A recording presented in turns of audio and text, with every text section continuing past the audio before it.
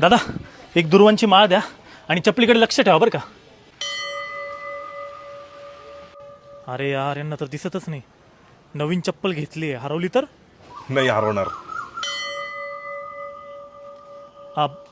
अहो नाही तसं नाही, हरवलं तर काय करू? किती वेळ वाया जाईल माझा, सगळी दिवसभराची प्लॅनिंग बिघडेल. एक तर ऑफिसला उशिरा गेलो ना तो बॉस माझा हाफ डे लावतो आणि हाफ डे लावला का पेमेंट कट करतो. पेमेंट कट झालं का हप्ते बाउन्स होता, पोरांच्या शाळेची फी आणि हप्ते बाउन्स झाले ना सिबिल खराब होतो. पूर्ण माझ्या भविष्याच्या प्लॅनिंगला फटका बसेल माहिती का.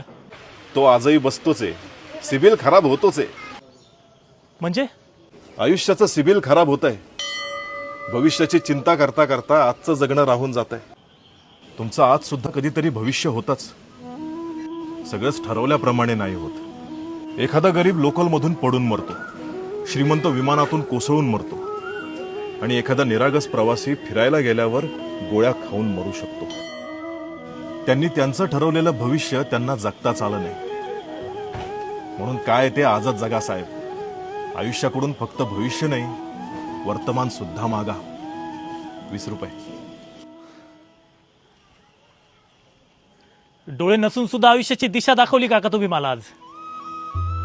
साहेब डोळे असो किंवा नसो, वर्तमान बघता आला पाहिजे. उद्यापेक्षा आज महत्वाचा आणि आजपेक्षा आत्ता.